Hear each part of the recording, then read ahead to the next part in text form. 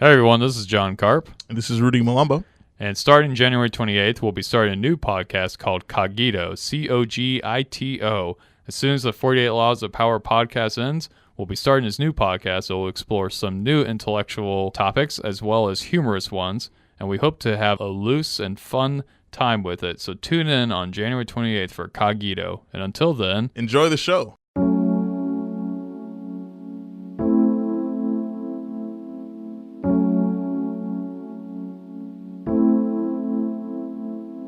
What's going on, everybody? You tune into the 48 Laws of Power podcast. My name is Rudy Malumbo.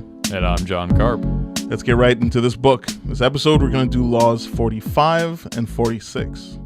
Law 45 says, preach the need for change, but never reform too much at once. The judgment is, everyone understands the need for change in the abstract, but on the day-to-day level, people are creatures of habit. Too much innovation is traumatic and will lead to revolt. If you are new to a position of power or an outsider trying to build a power base, make a show of respecting the old way of doing things. If change is necessary, make it feel like a gentle improvement on the past. Okay, well, by far, I thought the best example was The Observance. It was about Mao Zedong and his rise to power in China, along with the communists. And he basically kind of used the Chinese past as his basis for justifying his rule and his policies and everything. And that was really good because the Chinese people then, and I believe even now, were very strict observers of tradition, let's say, right? Yeah. They weren't, especially the rural people, weren't big on changing all that much, right? Mm-hmm. Kind of the believers in the philosophy, if it ain't broke, don't fix it, kind of a thing. Great philosophy. Well, you know, it has its. I think it's pretty good. It has its purpose. Yeah. Sometimes you can, like any philosophy, you can adhere to it a little too much, but definitely. Be that as it may. So anyway, so Mao Zedong really had to attach what he was doing to being akin to what was well known to have happened in China's past, right? So and there were several ways that he did this, and I'll just read off some examples that kind of paint this picture for you. So there was this really well-known, there is this really well-known Chinese novel called The Water Margin, and that's kind of China's version of Robin Hood, basically. Mm-hmm. It's about this band of bandits who rob from the corrupt ruling class, basically. And Mao Zedong used this novel to sort of say, hey, me and the communists are kind of like the, this band of bandits who are, looking to take from the power base here and give it back to the people, Mm-hmm. So, that worked out well for him. Another thing that he kind of compared himself to was Chuck-O Leung. We've talked about him a few times on this podcast, so our listeners should know who he is. Our listeners know that he was Chuck-O Leung was a great strategist in general, but what a lot of them may also not know is that he was a really great philosopher, a poet even, and Chuck-O Leung is even mentioned in a fictional book called The Romance of the Three Kingdoms. So Mao Zedong compared himself to being Chuck-O Leung because prior to being involved in even the communist movement, Mao Zedong was a poet primarily and more of an intellectual type, I guess. Yeah. And then, of course, getting involved in communism and rising to the ranks of there, he ended up becoming a military strategist. So he kind of saw himself as being a poet general in the same way that Chuck-O Leung was, right? And as far as the Romance of the Three Kingdoms is concerned, he also compared what him and his communist comrades were doing as being similar to what was going on in that novel. And that novel was about these three kingdoms that were in conflict with each other. And he was basically saying, well, we, the Chinese, are one kingdom in China, right? And the other two kingdoms are Russia and the United States. Mm-hmm. So, and Chinese communism grew distinct from Russian communism. In fact, this kind of made the Russians upset because they kind of saw Mao Zedong and the Chinese communists as not being true communists necessarily. Yeah.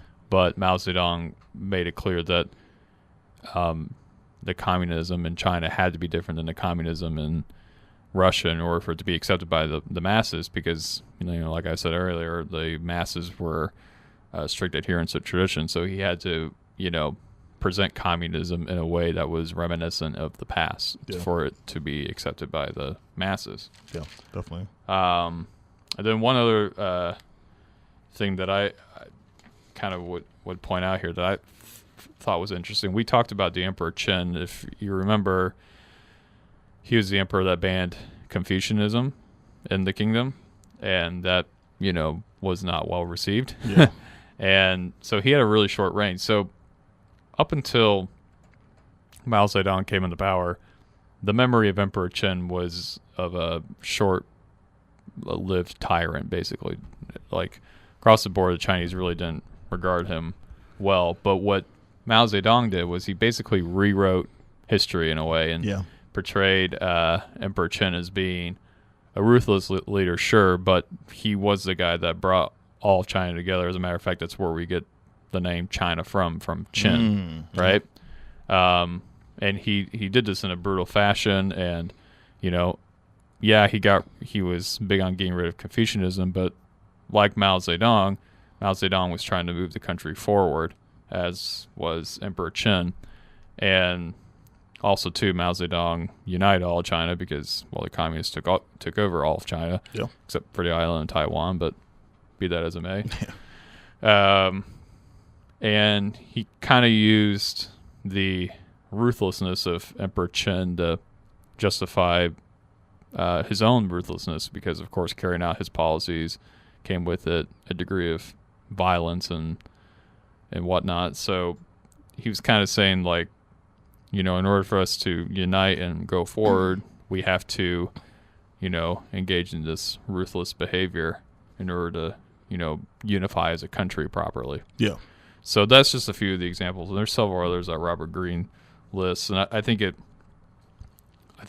the whole Mao Zedong example points to a lot of important themes in this law. Yeah, absolutely. I think the main the main psychology of this law, where it's to preach for change but to not do all the change all at once, it kind of speaks to, in general, how we tend to think about things. I think most people tend to have or tend to get some pleasure from kind of the long-term vision that we like, or that we aspire to, or that we want the world to be. We either want the world to be like they were in the past. That's sometime that you really valued things, or you kind of have this vision of what the world should be. It's something that's never happened before, but the world would be great if it was this way. And I feel like that's just in terms of power and stuff. If you study kind of the people who have been able to connect to people using that kind of thought, those types of ideas and thoughts or whatever, those type of people that tend to get a lot of power. In general, politicians, I feel like use that a lot. I mean, even if we talk about Trump now and Obama, they kind of had that same thing, where with Obama, his whole thing was hope, and hope that's looking towards the future. It's like that's what the outlook is. It's kind of like this utopian future that we all aspire to, and he connected with people on that level. So supporters were like, okay, yeah, we want that. We're looking forward to hope. And then when Trump came, he was like, oh, what's it called? Make America Great Again. It was kind of like, oh, let's look back to a time in history when things were great. Now, I connect with people on that level. Think back to that. That's what I'm trying to bring, where it's like, all you have to do is point them back to that, and then just say, this is what I'm working to, to get to. So people connect to that. I feel like that's kind of just the basic psychology of all that. And if we dive deeper into just kind of what Robert Greene's talked about in Law 8, which is I feel like it's one of the laws that has a lot of offshoots, and it's the law about not doing the work yourself, but he talks a lot about history there. I feel like history is kind of the history is important to look at, because there's really, I mean, there's not a lot new under the sun, and so generally you can look back and see what was done historically, and what people tended to connect to historically, and the work is kind of done for you. But if in terms of this law, historically, you kind of just look at what people in general tend to have kind of a rosy, retrospective on how things were in the past, right? So in terms of just attaining power and things like that, it's just a very effective tool to just use history as a crutch, I guess, if you will. Yeah. Well, a couple of things there. People may, speaking of Obama and Trump, people may want all this change in a so-called utopian future, but and they'll be on board with it initially, but that only lasts for so long. Exactly. And there's a couple of things with that. Number one, the actual process that is required to change is not a pleasant process for people, really. And number two, if you're changing way too much at once, it's overwhelming for people, and there'll just be a severe backlash from it. So, for example, I'll use both Obama and Trump as examples for this because I think they both kind of ran into this. So one of Obama's big thing was basically ensuring that more Americans had health care, right? Mm-hmm.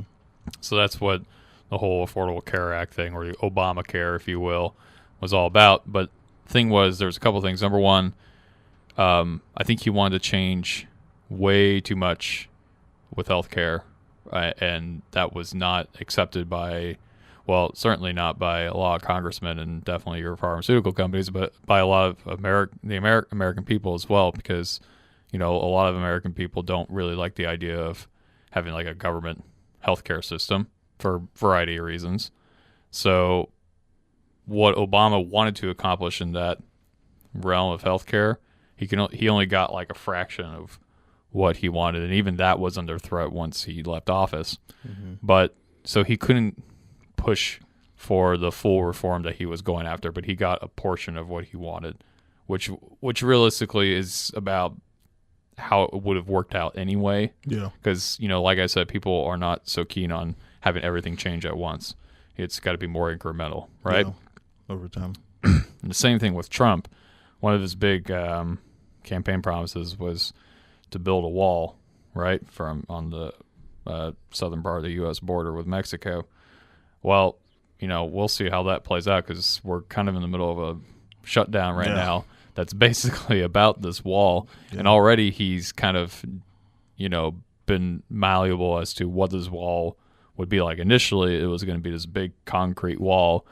And after having talked with certainly experts in construction and also understanding that, this concrete wall would cost trillions of dollars and it wouldn't really be that effective. Yeah. And then he's been like, maybe it doesn't have to be a concrete wall per se. Maybe it can be more like a fence. So he's already starting to talk down and bring it down to what I would consider a more realistic outcome. Yeah. But even then, he's still, like how Obama had to kind of confront at that time a majority Republican House.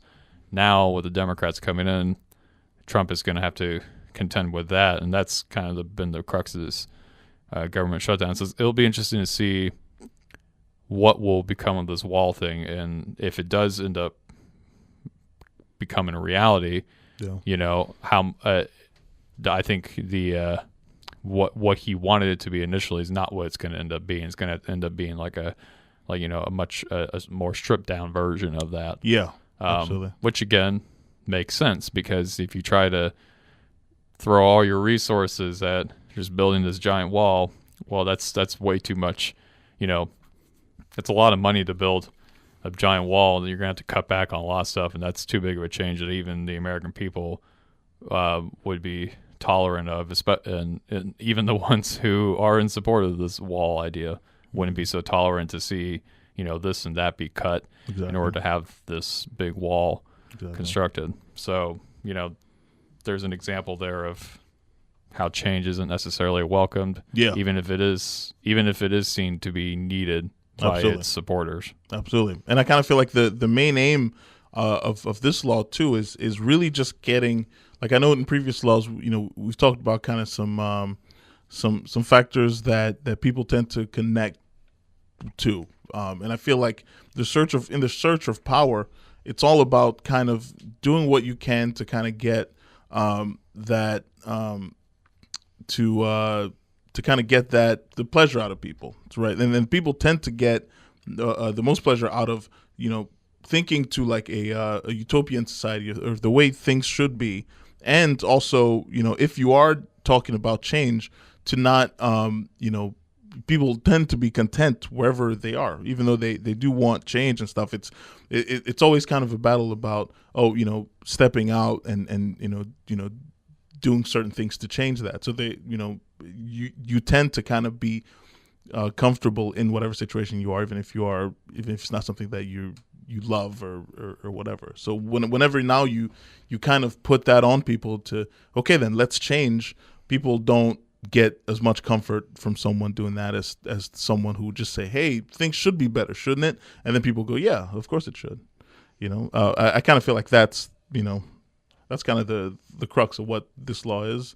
And that's typically how people have kind of gained power in the past, by doing that, by kind of promising something and then just going, this would be great, I agree with you, and not pressing people on that, because that's kind of how you get the satisfaction from people. Right? I think another key here is that incremental change is the way forward for anything. Mm-hmm. If we compare the American Revolution to the French Revolution, for example, in the American Revolution, it wasn't really all that revolutionary. I mean, if you consider the definition of revolution means going 360, yeah, it really wasn't. It was really more of a 180. Mm-hmm. And that's really what you want, actually, because, let's take a look at the American Revolution. The American Revolution really was, it was really a war between wealthy landowners in the Americas wanting to not have to pay as many taxes to the king, basically.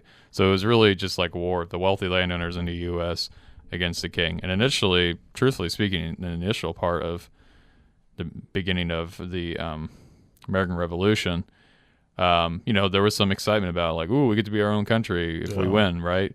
But there was probably more people who were still loyal to the crown, and then other people who just didn't really care either way, because they kind of saw it for what it really was, which was a war between wealthy people. Yeah. But it didn't really matter. The point is that, and also too, the ones who, I almost forgot, the ones who were big onto this this American Revolution, as the war dragged on, they deserted the the Continental Army. Some of them even became turncoats. Yeah.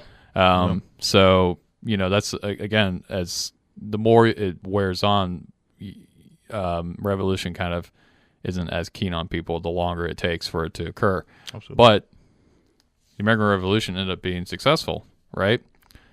And I think one of the things, so, okay, fine, you win the American Revolution, but the thing with revolutions is that, generally speaking, the people who start them don't see them all the way through to the end. Yeah. Right?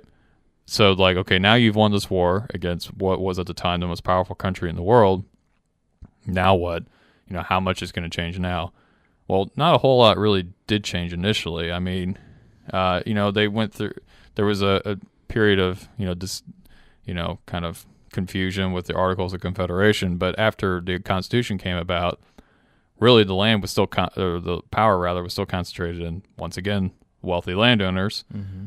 And initially, the first elections, the first couple elections, definitely the first presidential election, wasn't even open to the American public.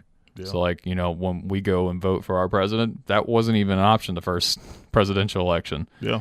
That the George Washington was chosen by the delegates, right? Yeah. It wasn't until, I want to say it was the second one, but it could have even been the third ever presidential election where the people were actually allowed to vote. Yeah. Right? And so that's like incremental change. Like, yep. Okay, the delegates will choose the first president, and then we'll have it again for the re-election. and then okay, now we'll open it up to the Yeah. rest of the people. Because George Washington could have been president for like 50 years or whatever. Yeah. He was the one who was like, let me bow out after 8. Well, that's a whole separate thing. But so there was that incremental change that occurred, and even the whole process of getting the Constitution together took time. Mm-hmm. So the American Revolution, or the aftermath of it rather, it created the United States, and it's lasted, right? Because it wasn't everything changed at once. Yeah. If you look at the French Revolution, on the other hand, it was we deposed the monarch, we're changing our calendar, we're doing all this stuff, and it just turned into chaos, and people were losing their heads left and right. And then the people who started the revolution, like Robespierre, he ended up being on the guillotine because then people there were counter revolutions to the revolutionaries, and it was just absolute chaos because they tried to change too much at once. Exactly. It wasn't incremental like the American Revolution. Yeah. Which is ironic because, at least for the revolutionaries in France, part of their inspiration for the revolution was the American Revolution. Oh, wow, yeah. So it's kind of funny how that worked out. Yeah, absolutely. And you know what? There is actually a lot of wisdom too in terms of change. When you are kind of seeking change on an individual level, of not changing all at once. It makes a lot more sense to kind of take really small kind of incremental steps and changing things that way. When you focus on something step by step, and you focus on kind of the little steps to get that done, eventually that does lead to a full change on anything. I mean, whether it's like dieting or I'm trying to make more money in my job or whatever else. I feel like that's a very I feel like there's a lot of wisdom in that. I feel like it's something that applies to anyone. Oh yeah, and there were a couple. I even forgot to mention that even the third election, where it was open to the public, it was only open in the United States. I mean, it was only open to men who owned the land, and it wasn't until around Andrew Jackson's election that was the first public election for all men. For all men, yeah. all white men. All white men, yeah. And then of course we changed from then on. Yeah. Of course, that wasn't an incremental change. That was because of our society changed. Yeah. But which some would say was incremental also. Well, you know what? Yeah, you know what? Yeah. Socially, I guess. Yeah, socially there was social incremental change. I guess if you kind of got your independence from this monarch that has its roots back hundreds of years, and all of a sudden now everybody has rights all at once. Maybe that would have been too much. Yeah. At the time, maybe the U.S. would have folded early. Absolutely. I don't know. That's an interesting point of view. Yeah, definitely. But yeah, it makes sense. Something else I wanted to bring up was the past and how you can use like what Mao Zedong did. He used the past to kind of justify his power. You can do the same thing. Just compare yourself to pick your favorite period in history and compare what you're 100%. Doing to that. And then, like what Mao Zedong did with Emperor Qin, you could even reinterpret the past. It doesn't have to be accurate, you know. I mean, they often say that the winners write the history books. Exactly. So it also ties back to kind of by using the past to kind of augment your power, like you're saying, kind of reinterpreting it. It works the same way as using symbols, because when you kind of point to history, you point to the past. It's like it kind of does all the work for you. People kind of remember how powerful either this person was in the past or how powerful their teachings were, and they completely ascribe it to you. So the same way we talked about kind of using images, using icons, using pictures in previous laws and things like that, and this tends to be kind of a theme that Robert Greene brings up, where there's things outside of words that kind of does the job for you, that kind of inspires people or gets people behind your cause. And I feel like the past works in the same way, because it's all you have to do is say, hey, this is me, this is the past, we're connected, and people automatically all the power that the past has, they ascribe it to you. Definitely. So, yeah. And something else to keep in mind. Well, actually, two things to keep in mind. It's very important to play with appearances and respect past protocol as you're advancing. So, and this ties into the other thing I was going to say, and that was, if if something is way too far ahead, few will understand it, right? So, it's important. Like, I just moved to St. Augustine recently, and it's that's actually why we missed last week. So I apologize for that. Yeah. But one of the things I learned when I moved there and getting into the music industry up there was, so like in St. Augustine in the old city, that's pretty much where all the venues are, but there's like no free parking whatsoever. Yeah. Right? Okay. So, be that as it may, if I want to play a show, like I have to know I'm going to have to pay at least past like 5:30 or so, 5 o'clock, I'm going to have to pay at least $5 a park. That's just a fact. Yeah. But there are actually free parking spaces in St. Augustine, and all the musicians know about it, but it's one of those things where it's like you have to earn that right to learn where those free parking spaces are. So like, if you're just like, you show up at one open mic or whatever, or one show, no one's going to tell you where it is. But if you keep making your appearance there, then someone, you'll get respect, and someone will go, oh, okay, by the way, there's free parking over by such and such place. Yeah. Now I haven't gone that far yet because I've only been there for a week.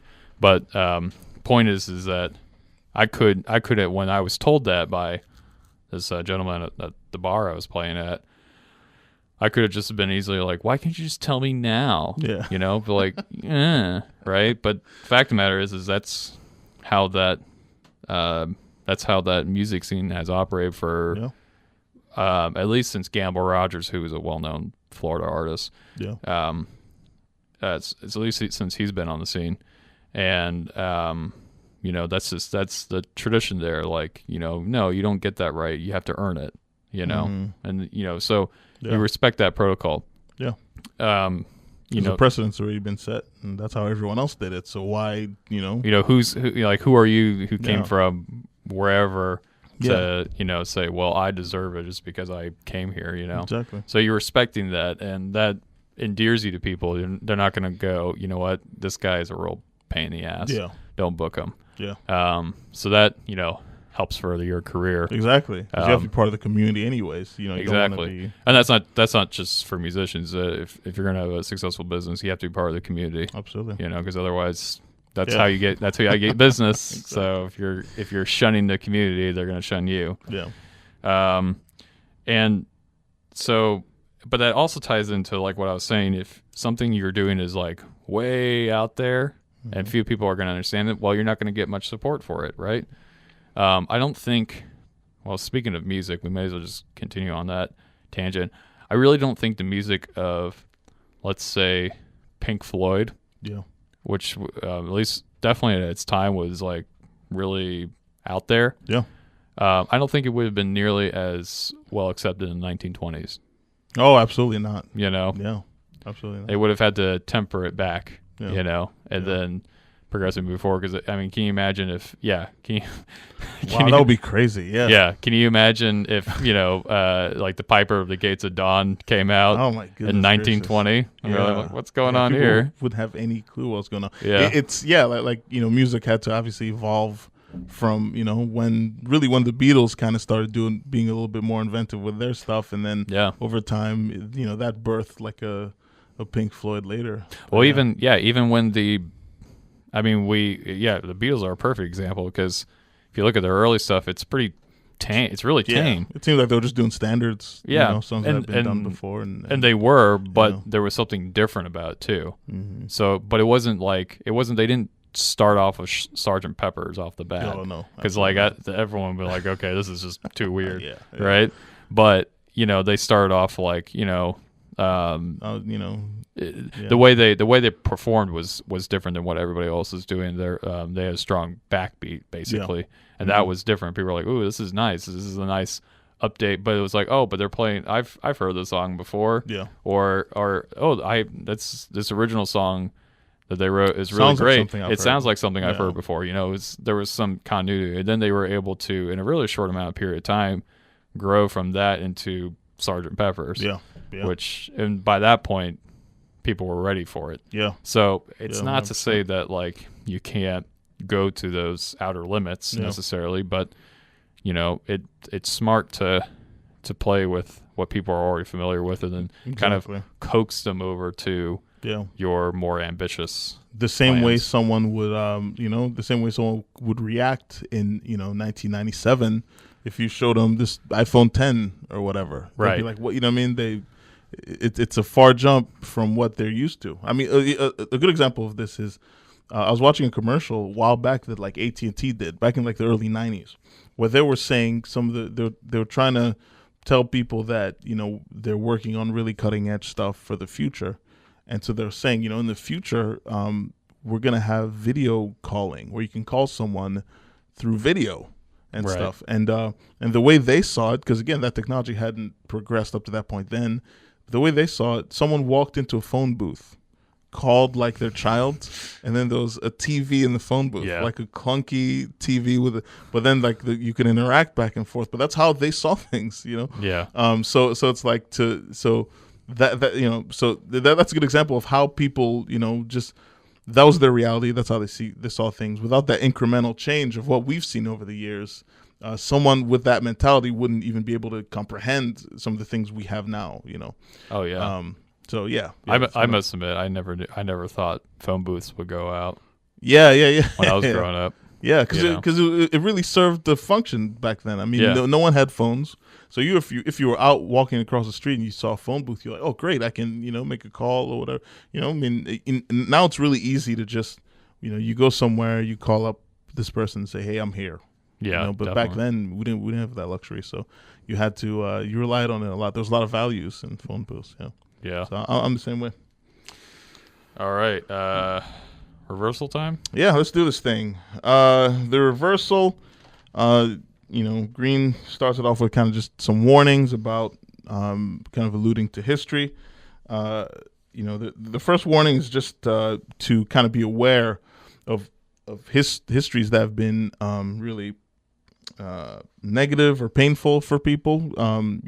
So if you're in a situation where you're alluding to the past, but that past has been kind of painful, they've gone through things, it's best to stay away from that, because what's going to end up happening is you want people to assign the power that history has had on you. So now what they're going to do is they're going to assign that pain to you, and that's not really going to do anything for you. It's and another thing too is to kind of stay whenever you're in a situation where maybe you introduce something and you change kind of the norm and everything, but you leave a void where that thing was, that's also very dangerous, because people whenever there's a vacuum, like even says it's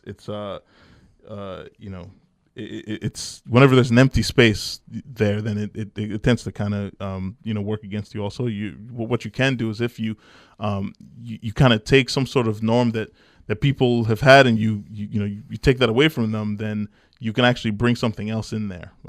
So those are kind of two of the warnings, the main warnings that Green talks about in this reversal. That I can pick up on.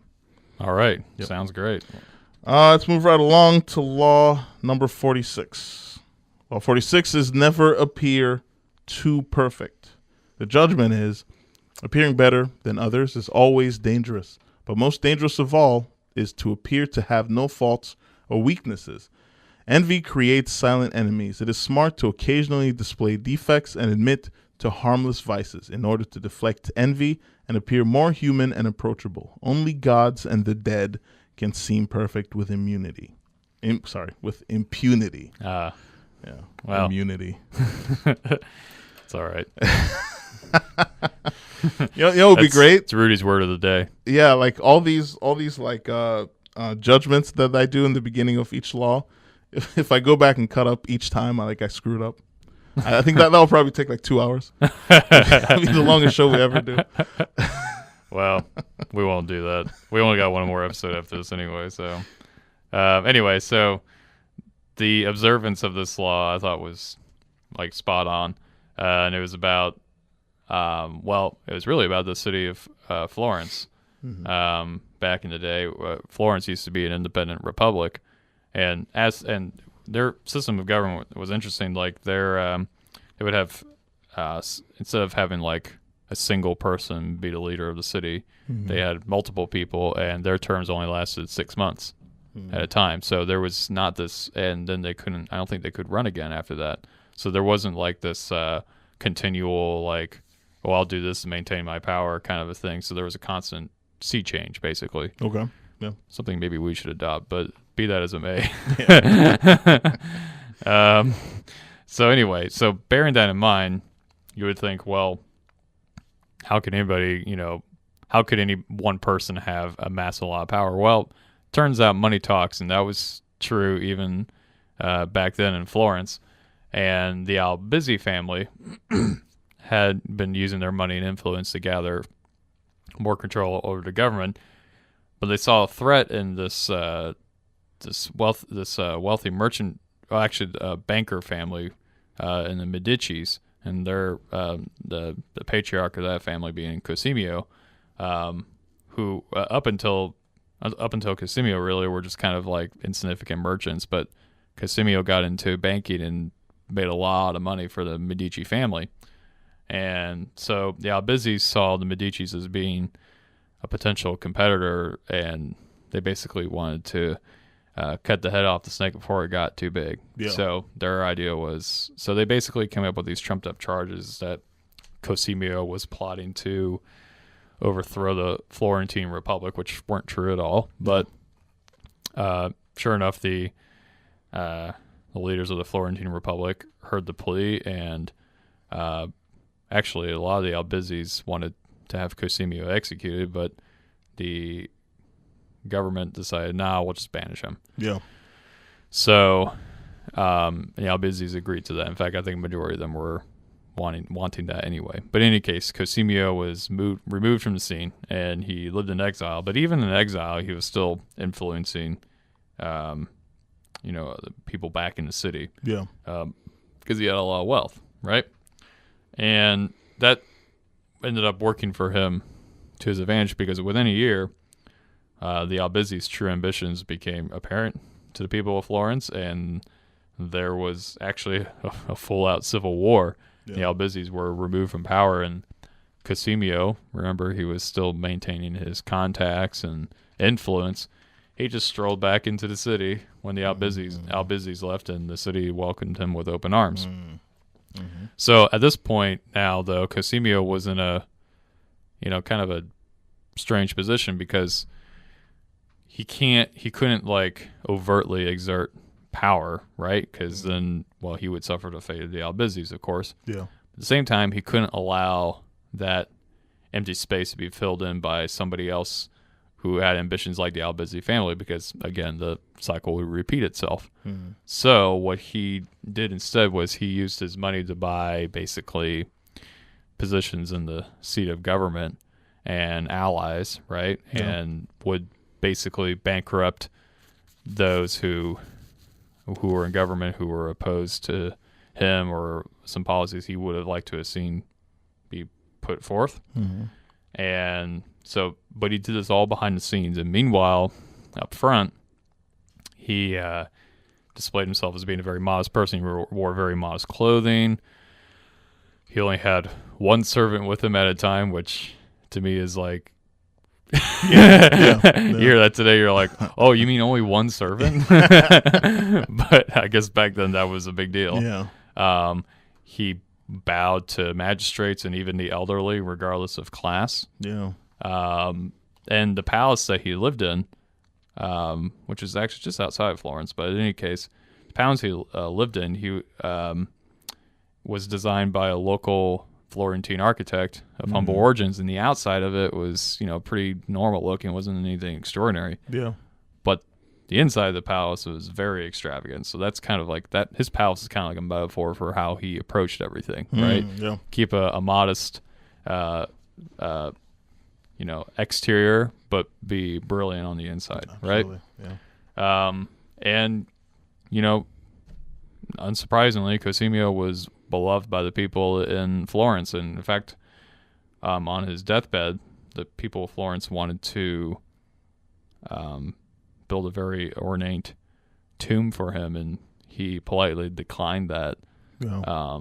And even to this day, I think he's still probably well regarded in the city of Florence, I Absolutely. imagine. Yeah, definitely. Yeah,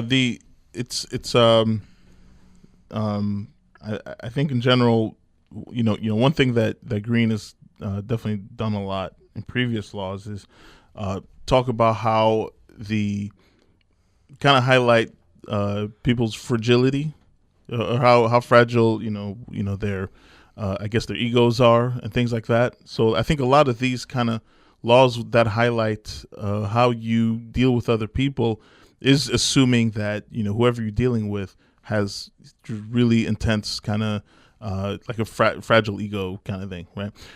So I guess the you obviously with this law it deals a lot with how to deal with kind of people who are envious and how to deal with how people kind of look at you. I heard a saying which is your light tends to highlight the darkness in other people sometimes. So for in a situation where you achieve a lot of success, or in a situation where you do something very well and you come off as being a very just very skilled at something, other people will resent that, and that's just kind of a part of life. And it's one of those things where it's something that you just have to always be on the defensive about, and always know that it's going to come up. So it's important to defend against that, and I feel like that's what the crux of this law was. Yeah, it's kind of it's one way to look at it. It's like a defense against envy. Yeah. All right. Because for sure, even if you don't intend for it, your success will produce envy in others. And there's several ways you can kind of protect yourself from that. And one of them is that, basically avoid the envious of people who are, obviously envious of you. Just avoid them. Yeah. But a lot of times too, envious people will hide their envy, and exactly. You have to learn to read between the lines. One really good sign is if someone's over praising you like over and over again, they're probably envious of you. They're just hiding it. Absolutely. And also don't really help people who envy you all that much. Like, it's kind of one of those things where it's like if you try to, you can. People kind of have to help themselves kind of a thing. Like they can envy you all they want, and you can go, oh, well, let me help you with this and that. Like it doesn't really, it actually to them is kind of seen as being derogatory. Yeah. Really, rather than helpful. It's more fuel to the fire. Yeah, it actually makes them more envious of you. Yeah. So it's just one of those things where it's like, I don't know what to tell you, man, get it together. Yeah. And just get on with your life. Definitely. But, another thing that I kind of get from this is, the most obvious thing is don't act pompous, don't hog the spotlight, right? Mm-hmm. Be gracious with, your achievements, show that your achievements weren't just all result of you, but of other people who helped you get there. Absolutely. Be generous in that regard, and basically just don't be an ass. Yeah. That's honestly, that's a big part of this law is don't be an ass with your success. Just maintain a degree of modesty. Be gracious in your losses and humble in your wins. Yes. Yeah. That's perfect. Yeah. And also too, to avoid being envious, accept the fact that other people will surpass you in whatever you do. Yep. But don't let that, their superiority in whatever it is, brew envy within you. Instead, use it as motivation to better yourself. Yeah. I love the way that guy plays the guitar. I'm gonna figure out what he's doing and work on that and try to incorporate it in my own style, or I could be a much better parent. Let me find somebody to emulate in that regard. And I kind of feel like Green he put that in there for a reason. I feel like this law is a little bit reflexive of Law 1, which is to not to outshine your master in a way where something that's very important in this law is to the lesson that when you see other people being envious of you, it's kind of a reminder to you to not be envious of other people. To just know that there's going to be other people out there who will surpass you, and who will be better at you at things, right? And to just be aware of that. I feel like when you what he talks about in Law 1 about not outshining the master is that continual humbling, that continual, okay, I'm sitting here and I'm learning from this person. I tend, when I look at that law, I tend to always cover it with kind of the mentor and master kind of thing, right? So someone who's an apprentice working under someone, so I feel like generally in those kinds of relationships where your job is pretty much to just be there and to serve your master in any way, and learn things from him, that process gets you into a point where you don't where you don't tend to envy other people too, because you see the work that it takes to get to a certain position, and you know how important it is to humble yourself, and you know how important it is to kind of play your part and just keep working steadily at something. And so I feel like that that's an important aspect that Green talked about when he was talking about kind of just to know that you will be surpassed by other people, and to kind of let that humble you in a way, and just know that it's that's just how it is for in life, I guess. Yeah, just be careful to not fake your modesty, because that's abhorrent. And Yeah. nobody likes someone who's faking it necessarily. Yeah. And that I feel like that's why that process, I guess, of like an apprenticeship kind of process is so important too, in the context of specifically in your career or in your craft or whatever it is that you do. Because we've kind of talked about it a little bit before, where to be someone who's worked steadily at something. Like in your case, I mean, you play like a million instruments, you know what I mean? So you've kind of been through the process of like learning how to play guitar. It's only 10, but yeah, but who's counting? But it's like you've been through that, like with guitar or something, you've been through that process where you failed consistently at something. You know what I mean? So you've had those losses and you've also had those wins. So now when you get the wins, you remember the losses and you go, you know what I mean? Like, really, this is just pointing to how human I am, and not, you know what I mean?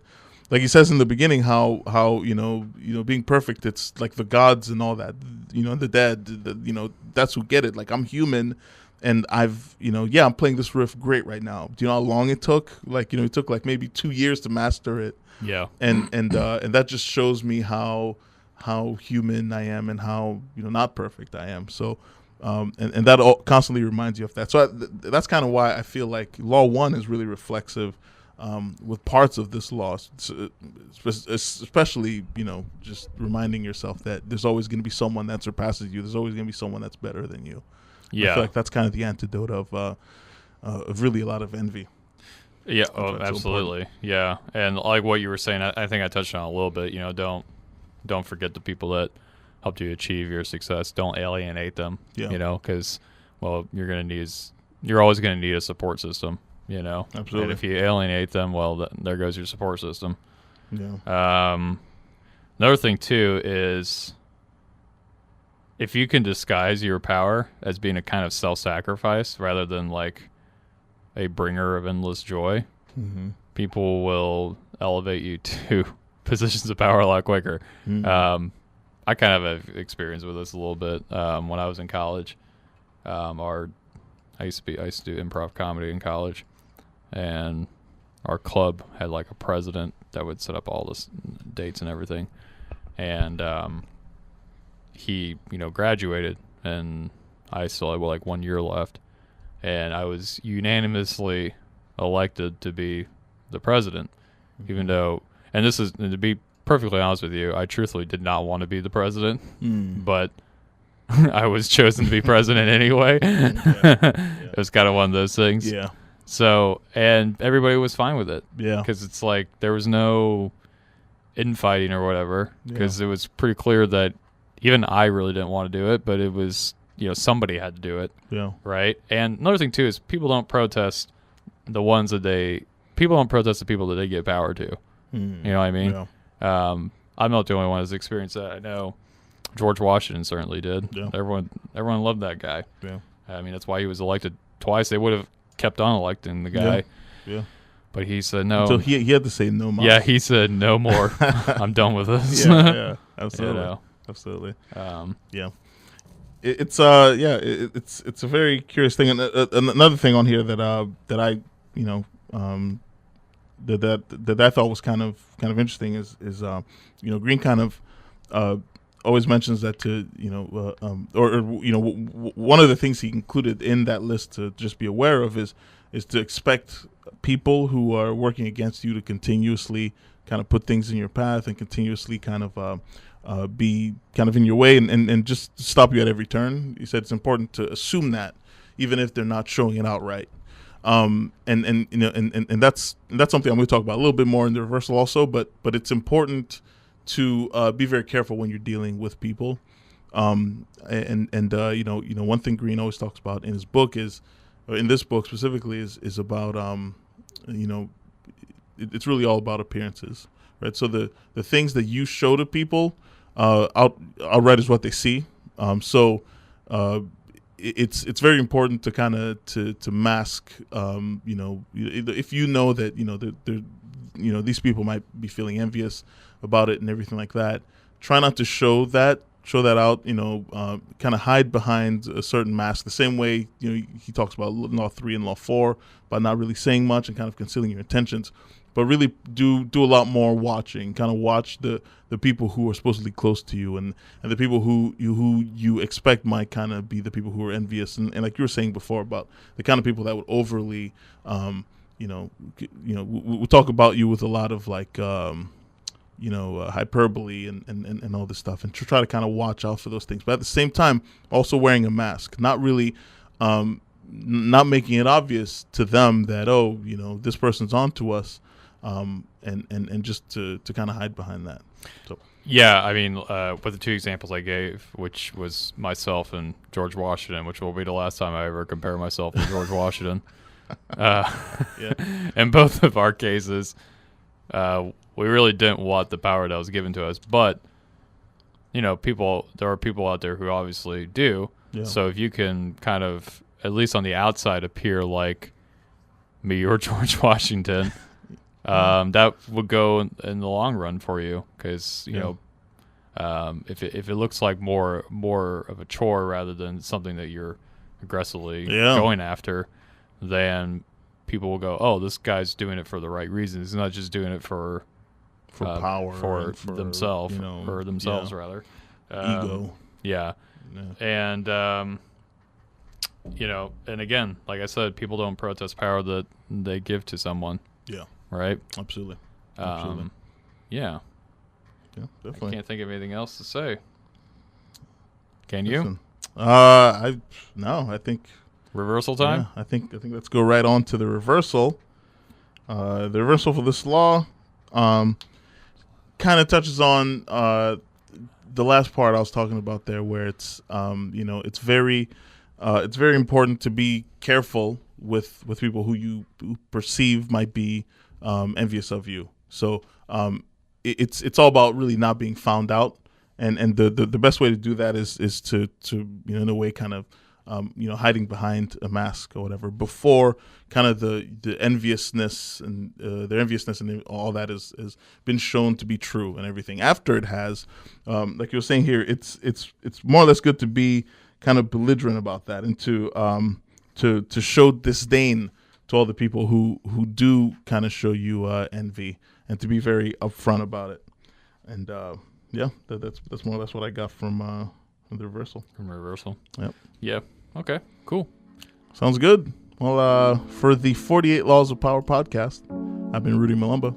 And I'm John Karp. Signing off. Well, that was our take. What do you think? Email us at the 48 Laws of Power podcast at gmail.com. Be sure to check us out on iTunes, YouTube, Spotify, iHeartRadio, and like us on Facebook. Listen in every Monday as we air new episodes.